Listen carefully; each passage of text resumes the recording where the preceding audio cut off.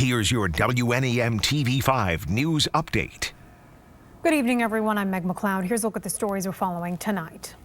The state of Michigan is reporting just under 1,200 new cases of coronavirus and 10 deaths. That brings the state's totals to 573,000 cases and the death toll to 15,062. The CDC has released its long-anticipated guidance today on bringing children back to school for in-person learning. The agency says face-to-face instruction depends on 5 key mitigation strategies. They include the universal and correct wearing of masks, physical distancing, washing hands, cleaning and improving ventilation, along with contact tracing, isolation, and quarantining. The CDC says despite the guidelines, schools aren't required to reopen.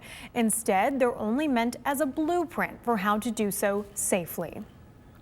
Starting today, Rite Aid will give COVID vaccines in several states, including Michigan.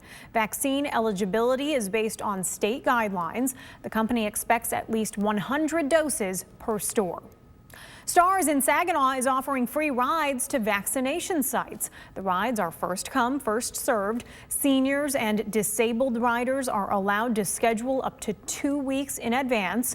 Other riders should schedule 1 day in advance. Riders must use hand sanitizer upon entry and wear a mask. And now here's Brian with your forecast.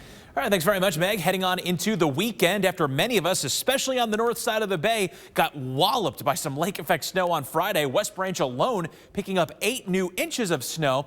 Things are going to take a brief lull, I should say, in the action as we head into the overnight period before another round of snow comes in on Saturday, and then a reinforcing shot of some more Arctic air comes in for Valentine's Day and Monday.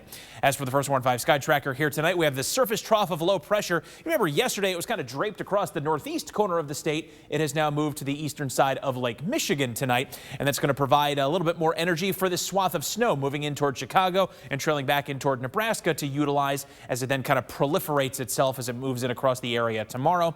Outside of any lake effect snow bursts, the snow that we again see as we head into tomorrow is generally going to be on the lighter side, and it'll serve as kind of a precursor to the colder temperatures that we expect to roll in as well. So the hour-by-hour forecast heading throughout this evening toward midnight, most of the lake effect snow activity coming to a brief close. We'll see a few stragglers possibly hang on in parts of the thumb or onto the north end of the bay through the midnight hour. Then heading in toward tomorrow morning, most of us will actually likely stay dry until about 8 to 9 o'clock in the morning. It's as we really start to roll in toward the lunch hour where we start to see some more of those steadier light snows build in from the south and western sides of the state. They'll become a bit more numerous as you see here into the afternoon hours tomorrow, 3 to 6 o'clock, for example, seeing overwhelmingly the most widespread snow activity, some of it possibly coming down even in some slightly heavier bursts from time to time. But then as quickly as it kind of flares up during the afternoon, as we head into tomorrow evening and tomorrow night, it drops right back off. We'll go back to mostly cloudy skies as we head on into Saturday night, and that's what's ultimately going to then welcome in the colder air as we look ahead towards Sunday. As far as snowfall totals from this particular event, much like what we saw from Thursday night into Friday morning from the just plain snow, not the lake effect snow, most of us will come in around an inch of snow, maybe a little bit less. Folks on the north side of the bay toward Tawas and Oscoda, you could come in between about the 1 to 2 inch range. But for the overwhelming majority of us, this will again be a lighter event with the possibility of some slightly heavier pockets here and there. 12's your overnight low temp for tonight with mostly cloudy skies and snow settling in late. And looking ahead to your First Warn 5 7-day forecast, 21 the high for tomorrow with occasional periods of light snow. Isolated snow showers for Valentine's Day on Sunday with a high back to 16. Lows go back below 0 on Sunday night into Monday for President's Day. We stay cold during the day as well with a high temp around 12 degrees under mostly cloudy skies.